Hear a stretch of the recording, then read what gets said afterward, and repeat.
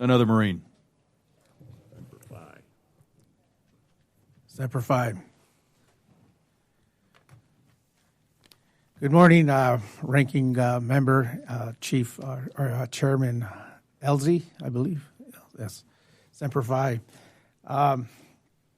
Today, I want to go a little bit different route and just talk about some things. But first of all, I'd just like to say for the record that, my tribe, the Oglala Sioux tribe, is a large land base, federally recognized treaty tribe, and which has 54,000 members and 3.3 million acres of land. And there's a lot of issues that are going on with within my tribe and with all large land-based tribes. And I also like to, I'm also the chairman of the Great Plains Tribal Chairmen's Association for the Great Plains region, which is 17 tribes in the Great Plains. So I also want to speak on some of the large tribes' behalf also, because we all share the same problems and lack of resources and needs. One thing I've noticed at the beginning of this administration, and this is my second administration coming into office, is and I appreciate the funding that was increased, but I want to say for the record and tell you, the ranking members here, that is not enough. That is not enough, and currently, in law enforcement, I'm also here to speak on law enforcement, because I do believe that's one of our priorities, not only within my tribe, but the Great Plains region, where we're severely underfunded, under-resourced, undermanned, and it's causing a huge amount of crime and other issues within our reservation boundaries. So that's very important, that we need to address the elephant in the room, so to speak. And you know what? I had to do some research in some of the conclusions I came up with. In the 90s, there was Congress had a problem because he realized law enforcement in Indian country was in trouble. So they created this, what they call a circle project, which consisted up to 5 tribes. They did basically a pilot project on. And within that pilot project, in the 90s, Congress decision in pushing large land-based tribes into DOJ funding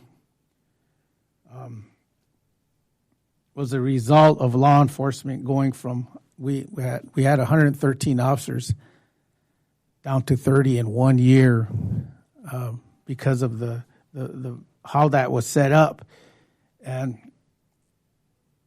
when OJS was created,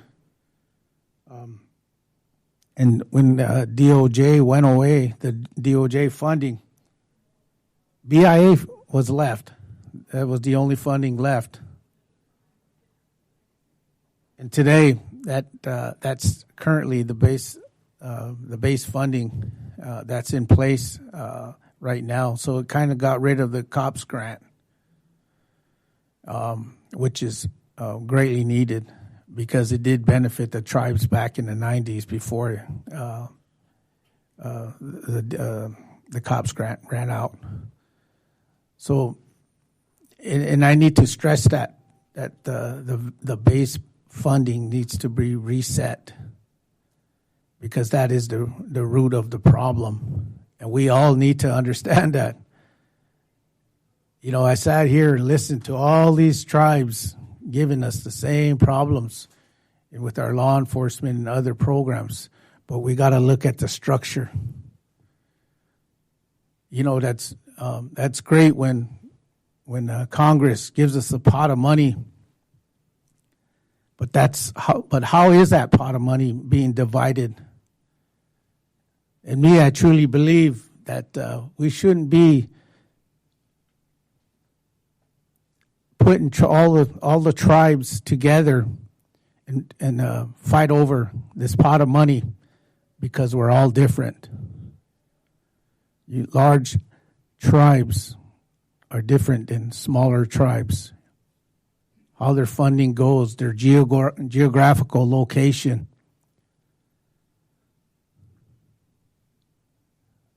And where they come from, their land base. All those things need to be taken into consideration. But when you put us together and tell us to fend for ourselves and come up here and lobby, and we do lobby, it doesn't work for us. It doesn't work for us because you have smaller tribes representing large tribes, and they don't even have the funding we do or the programs we do. When I say by programs, I mean when you have self-determination tribes over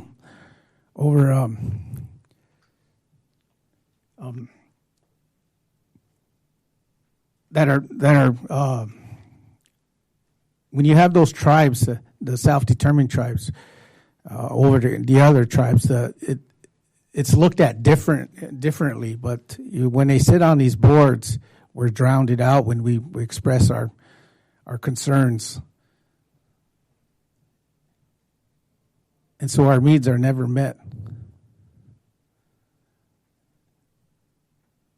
And we have to suffer. Ultimately, our tribal members suffer. So that's the thing I'd like to change is this is one of the reasons why we pulled out one of the largest organizations in this nation, NCAI, is because we don't have a voice at that table. Large tribes do not have a voice at that table. They're all represented by mostly casino tribes who have funding, and tribes like some of our tribes in the Great Plains. We struggle. How do we compare to that? That's what needs to be looked at. And that's what I wanted to come here today and express, because we're federally recognized large land-based treaty tribes. The United States government has a treaty obligation to uphold. And right now, it's severely underfunded and under-resourced. And we need to hold the United States accountable based on our treaties. You know, yesterday I had the opportunity to tour the museum and look at the 1868 treaty, the 1851 treaty, and the 1825 treaty.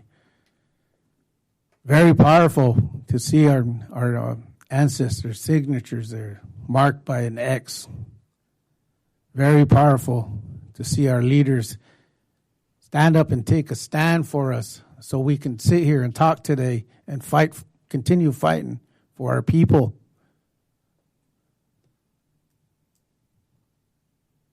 And to see that is, to me, is probably going to be a once-in-a-lifetime deal. And that's what I'm here for, is to make sure that we follow and what our ancestors put in there for us, so we can continue for the next generations, for our children. And Congress needs to understand that. We're here, we're alive, and we're not leaving. And our membership is growing and growing, but The funding is not.